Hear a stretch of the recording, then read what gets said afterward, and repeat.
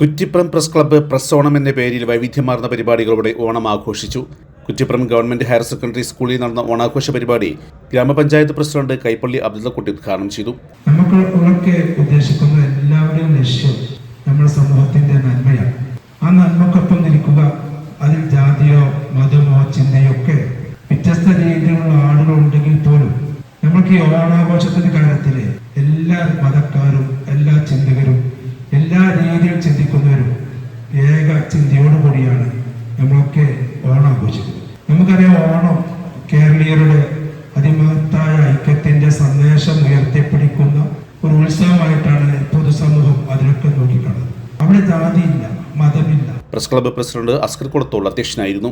Suresh E Nair മുഖ്യ പ്രഭാഷണം നടത്തി. വളരെ ഒരു സന്തോഷമുള്ള നിമിഷങ്ങളാണ്. കാരണം നമ്മൾ വളരെ കുറച്ച് ആളുകളെ നമ്മൾ ക്ഷണിച്ചിട്ടുള്ളൂ. കാരണം നമുക്ക് അത്ര അക്കോമഡേറ്റ് ചെയ്യാൻ പറ്റുള്ളൂ എന്ന് തോന്നുന്നു. നമ്മുടെ മെമ്പേഴ്സ്, നമ്മളുമായിട്ട് സഹകരിച്ചുകൊണ്ടിരിക്കുന്ന രാഷ്ട്രീയ പാർട്ടികളുണ്ട്, സന്നദ്ധ സേവകരുണ്ട്. അപ്പം അവരെക്കൊന്നും ഒരുമിച്ച് കാണാൻ ചില ആളുകൾക്ക് തിരക്കായതിനാൽ അവർക്ക് വരാൻ പറ്റിയിട്ടില്ല. ആ ഉദ്ഘാടനത്തിൻ്റെ വാർത്ത എഴുതുക അപ്പം തന്നെ പൊള്ളിയെ ഇന്ന് നമ്മൾ രാവിലെ ഇവിടെ എത്തിയിട്ട് നമ്മൾ ഇത്ര നേരം ഇങ്ങനെ ഇരിക്കുക എന്നുള്ളത് ഒരു സംഭവമാണ്. അപ്പോൾ അതാണ് ഞാൻ ഇവിടെ ആലോചിച്ചത്.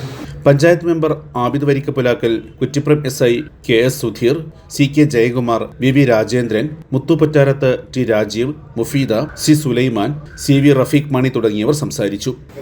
ഈ ആഘോഷത്തിൽ പ്രസ്സോണം, ഇതിലധികം പ്രസ് എന്ന് പറഞ്ഞു കഴിഞ്ഞാൽ നമ്മുടെ മാധ്യമം എല്ലാ ദിവസവും രാവിലെ പത്രം വായിക്കുമ്പോഴാണ് നമുക്ക് വൃത്തകൾ നമ്മളെ എന്താ പറയുക, ഒരു രാവിലത്തെ ഉണർവിന് പത്രം വായിച്ചാൽ മാത്രമേ നടക്കൂ. ഇപ്പോൾ സോഷ്യൽ മീഡിയയൊക്കെ വളരെ വ്യാപകമായിട്ടുള്ള കാലമാണ്. എന്നാൽ പോലും പത്രങ്ങളിൽ ആണ് നമ്മളെ കാര്യങ്ങളൊക്കെ അറിയുന്നതും അങ്ങനെ ശീലമായിട്ടുള്ള ഒരു തലമുറ മുന്നുണ്ടായിരുന്നു. ഇപ്പോൾ അതൊക്കെ മാറി സോഷ്യൽ മീഡിയയ്ക്ക് മാറിയെങ്കിലും ന്യൂസാണത്.